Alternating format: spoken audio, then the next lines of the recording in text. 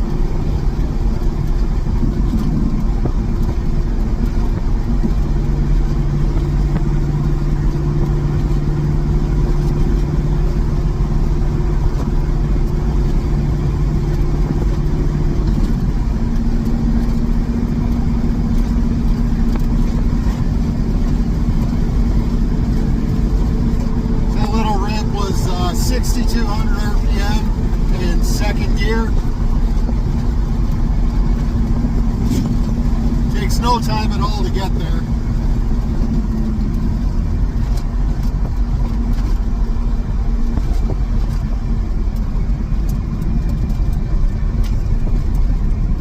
I got a jerry can full of gas in the back of the truck. Not sure how much I want that thing sliding around.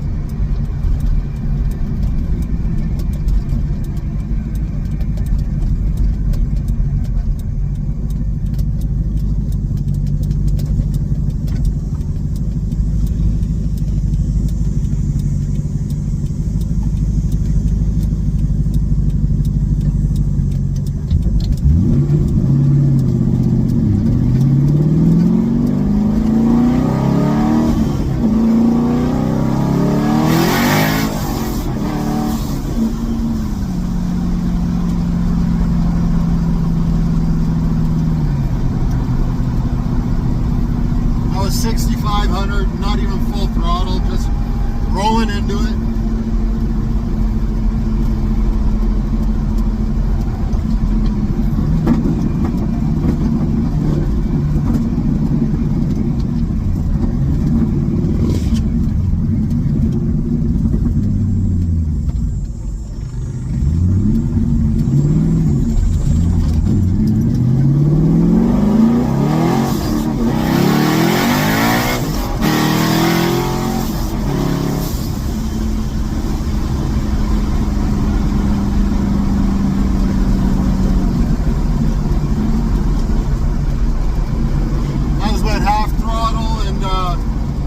Tells me the needle went to 7,400.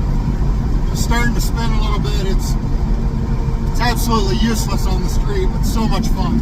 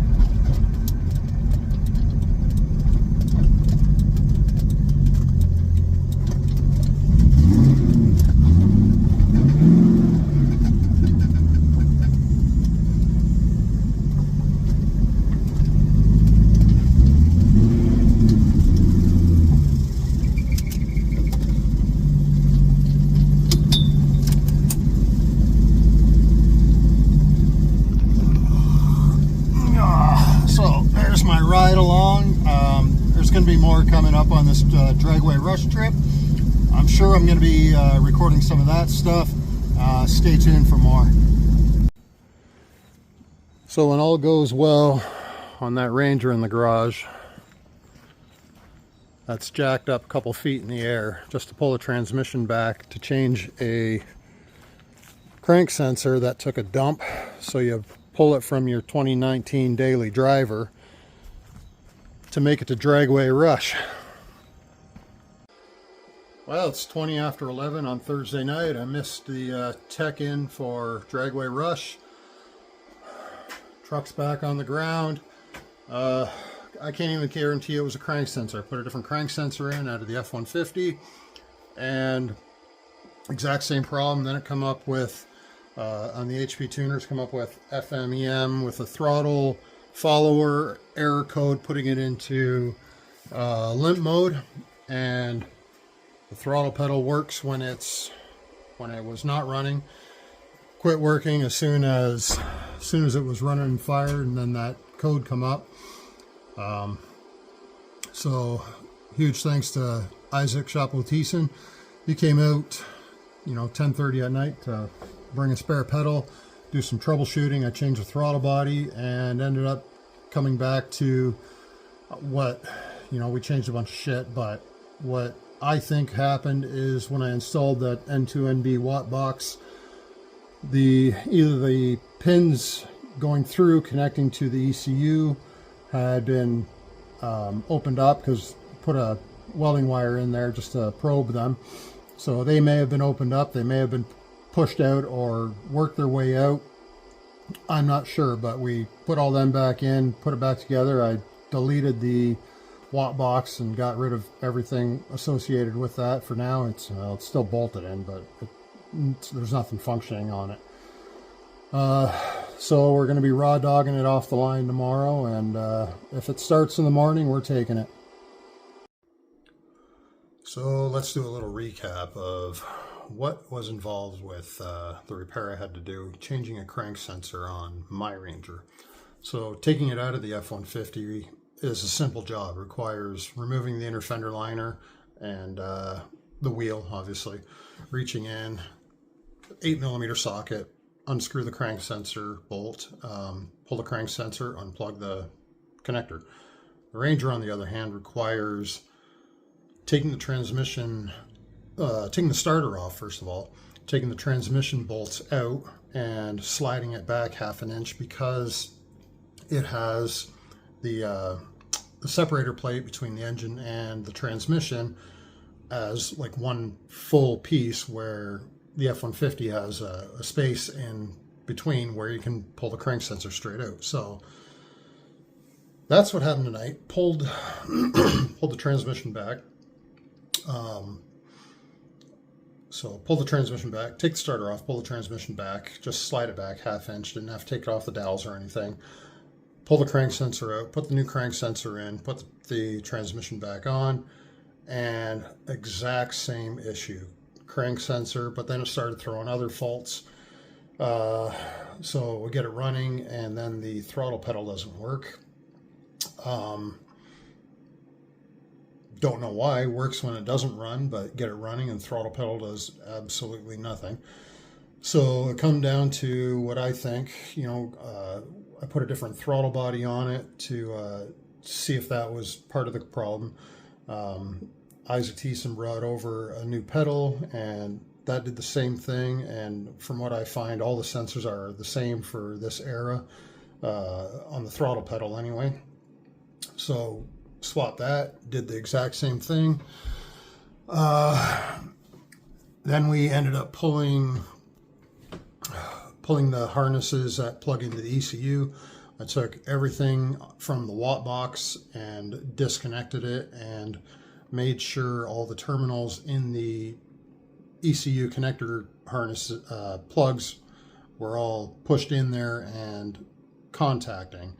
And honestly, I think that was the problem the whole time. So you got a wire that hooks up to the throttle position, you got a wire that hooks up to the crank sensor, got a wire that hooks up to the coils, so the coil power just loops through. So I ended up cutting them and putting them back in line, so they just run continuous, just like they were meant to.